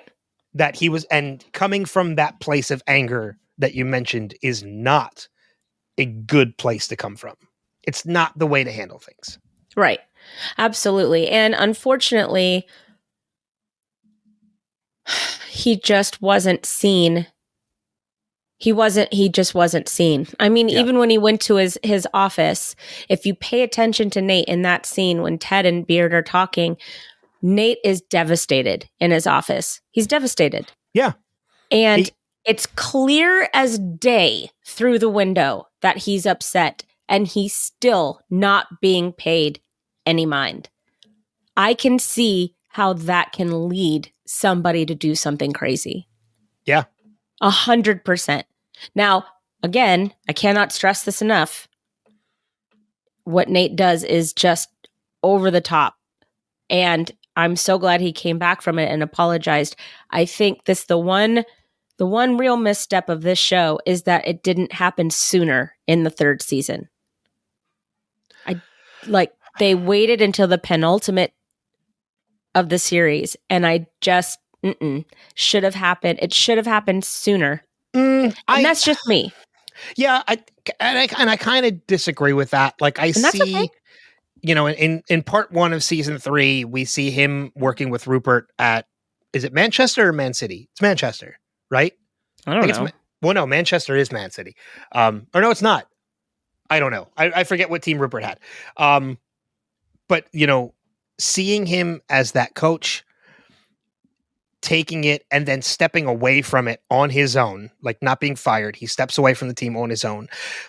We get that time afterwards that I think for Nate to come back almost immediately to AFC, we miss out on Nate growing a little bit. Nate needed to grow into a person for himself that didn't rely on being a person of importance. Nate needed to learn who he was as a person without football. And we did get a little bit of that, but we didn't get enough. Well, and surprisingly, a big proponent of that is Jade. I know. She and it's so weird how she just turns a dime. Like she's so awful and mean and standoffish, and then all of a sudden she's in love with him. It's not a very organic or natural relationship, and I don't know if it was a miscast or maybe they didn't have chemistry. I don't know what it was. It does seem to come out of nowhere. It does come out of nowhere. Yeah. I mean, she has open vitriol for him, and then all of a sudden she loves him. Okay. Yeah, I don't know. Well, maybe I don't know it. Maybe we'll feel differently about it when we rewatch season 3. Yeah, because there's not a lot of it I remember, to be honest. I haven't rewatched it once since it aired. I have rewatched the series finale a number of times, but yeah, I haven't rewatched the entirety of season 3 yet. Yeah, I'm excited So- to get there. I am too. I really am. Yeah. So maybe you're right. Maybe we'll take another look at it as we go forward, and And maybe we'll change our mind, and that's okay. we'll see something different. That's the whole Yep. point of doing this. Let me see if I had any other spoilers. I had Jane, I had Nate. It says, Nate, let's just talk about Nate. That's what my spoiler chat says. I have every bullet point on my notes crossed I'm off. done. Oh, I do have one thing. Why is this episode called Lavender? This episode should be called Rainbow. Okay. So for those of you listening, very rarely do I ever edit anything out of these podcasts. However, we did have to start over because as we did the intro, Kristin called the episode Lavender, not Rainbow, and then proceeded with the intro. I mean, almost immediately, we weren't even a minute into recording initially. No, we weren't. When she says, why was this episode called I don't know why this episode was called Lavender. And my response was, because it's not. It's called Rainbow. And we actually had to start over because Kristin had the entire wrong title I of the did. episode. Oh man, I was so confused. So confused. But we are back from spoilers. So if you're rejoining us now, I didn't do this during the main discussion, so I'll do it now. I'll do it quick because I know you're when it comes to rom-coms. Just to give you a quick rundown of the quick references that they make during Ted's rom-communism speech. Rom-communism, that was great. He mentions a bunch of actors who are known for the rom-com genre in Kate Hudson, Jennifer Lopez. That's a great reference, Danny, and not a bit too late. Not a beat too late. Matthew McConaughey, a bunch of other actors in there. Let's see. The Rilke, I think, is the name of the author that Rebecca mentions. I don't know. That is a nod to Four Weddings and a Funeral because there's a poem by that same author in Four Weddings and a Funeral. Let's see. They're saying that the whole Nate storyline with A Taste of Athens is a nod to Pretty Woman. The fact that Ted and Roy are in a Middle Eastern cuisine is evoking things from the falafel restaurant, and She's All That. Let's see. The Titanic mentioned the Titanic. Titanic scene we mentioned with the two older couples. That is a nod to Titanic and When Harry Met Sally. Let's see. When Renee Zellweger gets a nod in the opening speech, but the whole thing with with Roy racing to the AFC Richmond game is reminiscent of Bridget Jones' The Edge of Reason, where she rushes after her lover in a taxi before a whole bunch of other chaos ensues. And then, of course, the You Had Me at Coach was emulating Jerry Maguire. And we get Ted's speech, which is a bunch of nods to some movies such as Notting Hill, When Harry Met Sally, Jerry Maguire, and The Princess Bride. So there are, and I'm sure there's others that we missed in there as I well. don't think Princess Bride is a rom-com, but I do. I totally do. nah. Yeah. No, because it I is. like that movie. I love that movie. I've been on stage with two of the main cast of that movie. Andre the Giant. No. Just kidding. I'm just kidding. Carrie Ells. Carrie Ellis and Chris Sarandon. Wesley and Prince Humperdinck. Oh, I thought you were gonna say Robin Wright. No, but that would have been awesome. So we've said a lot of these quotes so far. I have a lot. One of them that I really liked was what the hell are we going to do here with Roy anyway? Same thing you do when you cross an elephant with a rhinoceros. Hell if I know. I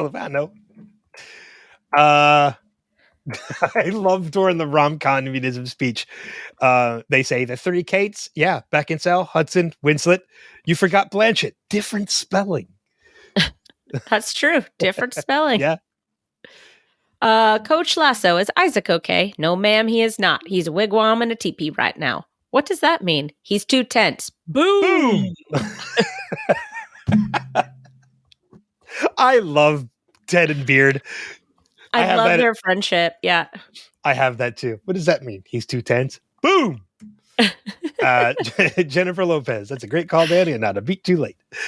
I do love it when he says that. And I love it that Danny Rojas is like, yeah, I said that. It's good.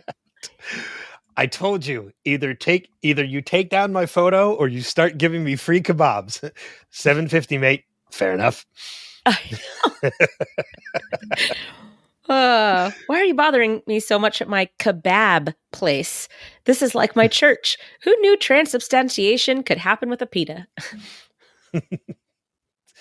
What do you think about joining the coaching staff? Fuck off. That's a solid negotiation tactic right there. I have nil interest. Oi, this is Isaac. These are all the other fucks. You're with them. You're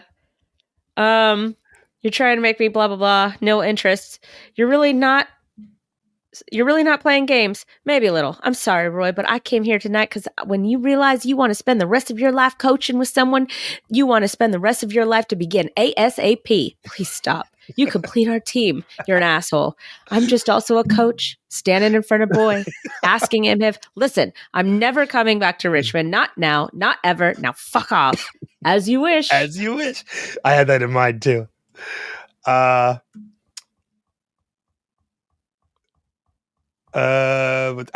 This is another one. I brought you here to remind you that football is a fucking game that you used to play as a fucking kid because it was fun, even when you were getting your fucking legs broken or your fucking feelings hurt. So fuck your feelings, fuck your overthinking, fuck all that bullshit. Go out there and have some fucking fun. All right, game on. Was that all right? That was great. Too many fucks? I don't know. Kind of like all the nipples in that movie Showgirls. Halfway through, you don't even notice. That's true. You just kind of get sucked into the narrative. I dated Gina Gershon once. That makes me happy. I have a friend like that. I have a friend from way back in the day in my 20s where every third word out of her mouth was fuck. Yeah. And after a while, you don't really hear it. You don't hear it at all. Even on the day of my wedding, when she was, saying it in front of kids, even my parents were just like, that's just who she is. Like they got to the point where they didn't even hear it anymore, Yeah. So it was just, it's funny. It's when you have a Roy Kent in your life, you don't hear it anymore. You kind of get desensitized to it. Yeah. I have 3 more. I don't know if you have any more. No, Bored and Caffeinated, we already said. Yeah. I love that one. I love Ted and Dr. Sharon. How am I feeling? I don't know. I'm just dealing with the terror of knowing that of what this world is all about. Watching a few good friends screaming to let them out. So you're feeling under pressure. Ba-ba-ba-doo. Like he just quotes the song Under Pressure. This one's from when Roy was still a pundit. Let's round off the Premier League with Arsenal headed to the road to Newcastle, where the 17-year-old Matthew Kerr will make his debut. They're calling him the Irish Ronaldo. What can we expect today? Well, I think we can expect to see a commanding performance from the lad. Roy, what do you think he'll do today? I don't know. He's 17. He'll probably have chips for dinner and a wank before bed. And then the only other one I have is after Roy gets his ticket and he goes to give the ticket to the people. They're like, enjoy the game. Fuck you. It is you. It is you. I'm Roy Kent. I don't think so. It kind of does look like him in the mouth a bit. Hilarious. Oh, all right. Well, that takes us then into the feedback section of the podcast, in which we have a couple, which is good. Nothing from Greg or your husband this week. No. So nothing from Dave, but that's all right. Do you want to split the feedback stuff, the Facebook stuff, or do you want to do it? I definitely don't want to do the last one. My voice is slowly leaving me. So, okay, then how about this? How about I do the two I'll long do ones? Lindsay. You do Lindsay. Okay, then I'll start with Jeff. Okay. And then this way I'll do the long one as well, because there is one that's rather long. So then the first one comes from our friend Jeff Allen, and he says, the song She's a Rainbow is indelibly tied to this episode for me, as Stuck in the Middle with You is to Reservoir Dogs. That's a good one. Yes. Or Come and Get Your Love with Guardians. That's another good one.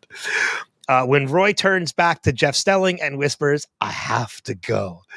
And the song kicks into gear, that's when the tears start flowing. And he nods. He nods. Yep.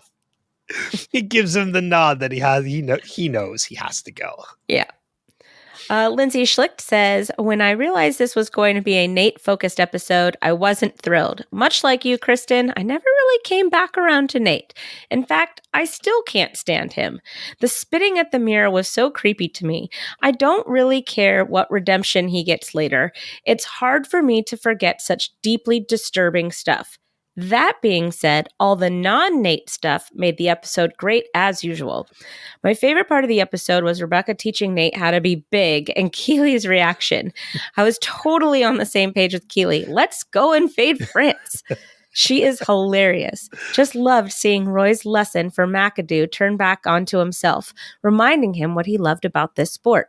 So glad Roy is a coach now. This is where he really shines for me. 100%. Agreed. 100%. And lastly, from Facebook, Alex Kruger says, this is one of my all-time favorite episodes. It also sets so much in motion for the rest of the series/season.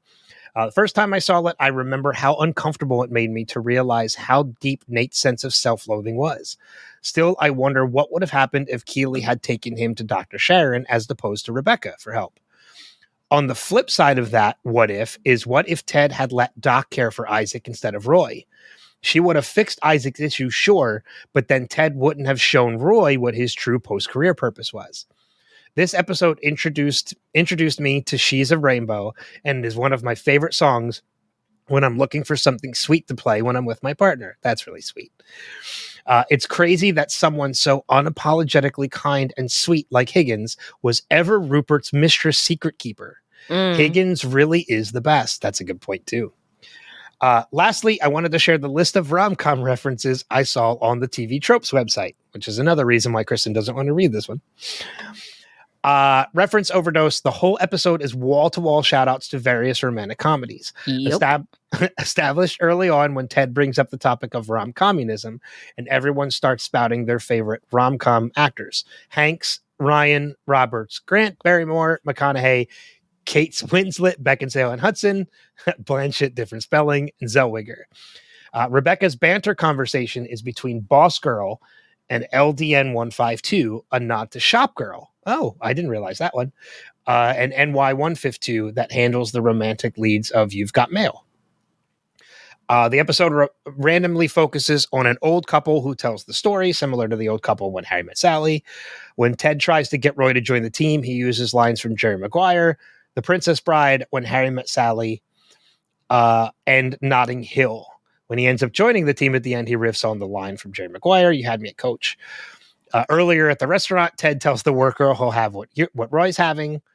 There's a montage of strangers meeting up with their loved ones before the Richmond game, akin to the airport scene in Love Actually.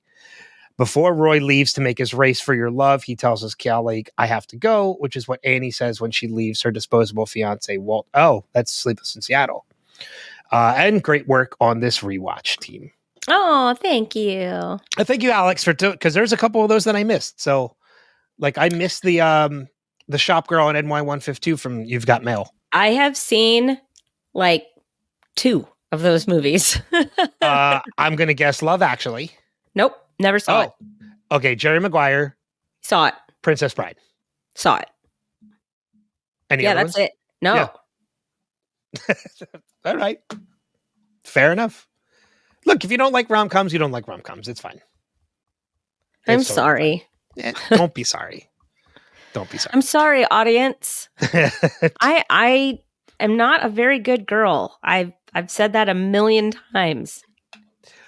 But we do still have one more piece of feedback, and that, of course, comes from our friend Steve Brown. So let's listen to that now. Hello, Ben and Kristin. This is Steve, and thank you so much for explaining the whiteboard for me. I don't know how many times I tried to pause it to see what was on that whiteboard, and I never got it. So thank you for explaining that to me. But now we're on to the next episode, Rainbow. Oh, right away, the Lavender. song playing says Rainbow. Title of the episode, Mic Drop. I don't know. Is it Mic Drop if it's a song that's playing? I think so.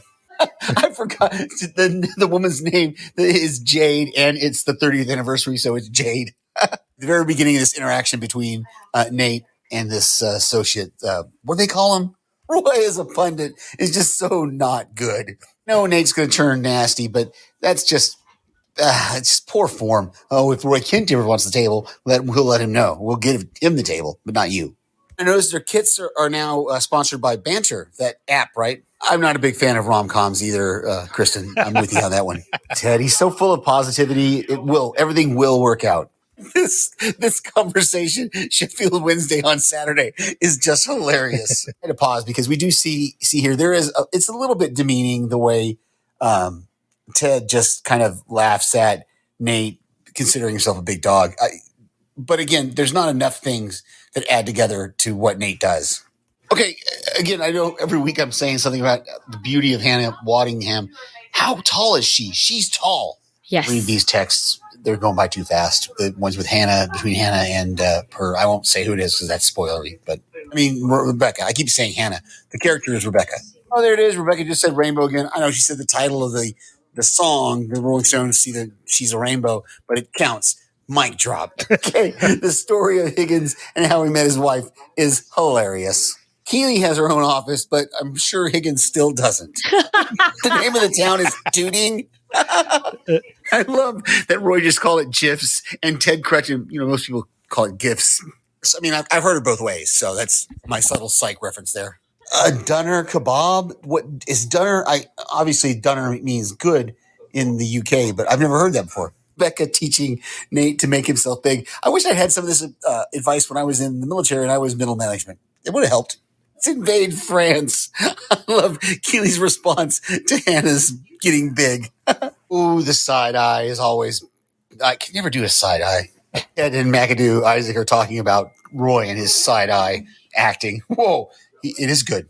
I don't get this. Nate's getting big is spit at himself in the mirror. Wow. Roy uses the F word a lot in this rant toward Isaac. Yeah, Kristin, this might not be one that your kids are watching. Even Roy asked, too many fucks. I love the Notting Hill reference from Ted. Okay, yeah, there are some rom-coms that I like. That one, Hugh Grant. Gosh, the woman. Julia Roberts. Notting Hill. I do like that one. What does a British owl say? Whoo. That's an interesting bit of editing there. They show Rebecca is texting to her Banter contact and Ted looking at his phone. Continuing mystery that is his beard. Lumberjack Championship. Baby.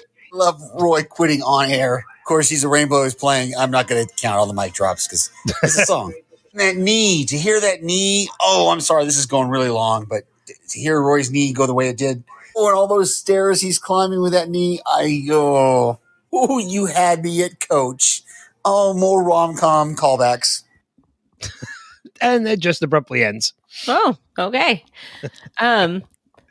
What did he say? Oh gosh, yeah, the Lumberjack Championship. I totally forgot about that. I forgot about that one too. Yeah. So, but thank you, Steve, and Alex, and Lindsay, and Jeff, and everybody for leaving feedback. If you want to leave us feedback for future episodes or just talk about something we've already talked about, easiest way to do that, go to revisitedpod.com. There you can find links on how to leave feedback, listen, subscribe, all that fun stuff. Or you can just email us directly, feedback@revisitedpod.com. And again, I want to hear where you side on the side of rom-coms. That is my request for this week. Most people like them. If you leave us feedback this week, tell us where you fall on rom-coms. That's my request. Recommendations before we get out of here this week. Anything on your end? Don't get the flu. It sucks. That's good. that's good recommendation for every day. Yeah. I don't really have anything other than that. I've spent the week in a flu-dazed stupor. Yeah. Yeah. It's been great. I'll mention it just because it was brought up in this episode. If you have Hulu and the ability to watch Welcome to Wrexham, which is the documentary series on AFC Richmond Wrexham AFC, the team that's mentioned, owned by Rob McElhenney and Ryan Reynolds. 2 seasons are out of the show. The show is excellent, and they just won like 5 Emmys for that show. Wow. So it's really well done, and it follows the team, and you really discover that like these guys didn't buy this team just on a whim. They are completely invested in this. They're not just invested in the team, they're invested in the town of Wrexham, which is great. Yeah. So if you have the ability to watch it, whether it's on Hulu or however else, it is an FX series. My recommendation, go check out Welcome to Wrexham. It's a great series on this team. And following the team and Ryan and Rob aren't even really a large part of it. It's actually more about the team and the town. All right. They don't put obviously in the beginning they do because it covers them purchasing the team and they're in it throughout, but the big focus on the series is more on the team and the town than anything else, which is probably why it won the Emmys that it did. Anything else before we get out of here? No, I'm good. It's a relatively it's a relatively longer episode this week. Yeah, sorry. We had one last week too with the Christmas episode, but we'll try and tighten up next week. These episodes are getting longer now too, though. Yeah. Like we're not into half-hour episodes anymore. Like we're going into like 40, 45-minute long episodes. So, but we'll still try to tighten up. Yeah, we'll still try to tighten up starting next week. Hey, if you're not already following Wilhelm, make sure you're following WilhelmPodcast.com. Kristin will be joining me next week to record the best of 2023 episode. And my friend Brandy is going to be joining us as well. We're going to be revealing our top 5 favorite movies and television series from 2023. It's going to be the season kickoff for Wilhelm. So it's going to be the introduction to a new season. And then after that, I got a bunch of episodes coming after that. Panels, interviews, more top 5s, movie reviews, stuff like that. Next week on this podcast, I will also talk about, I'll give you like a little bit of a rundown to the Brett Goldstein show. Yay, I can't wait. It's called The Second Greatest Night of Your Life. So we'll see what that's all about. Next week, also Ted Lasso, season 2, episode 6, The Signal is the next episode we're going to be covered. Right. Also known as season 2, episode 6, Lavender. Shut up. It's going to be every episode from here on out. Season 2, episode 6, Carol of the Lavender. Perfect. Can't wait. Everything will be lavender. With that being said, thank you as always for listening, subscribing, all that you guys do. But until next week, we'll see you guys out on the pitch. Take care. Namaste, baby.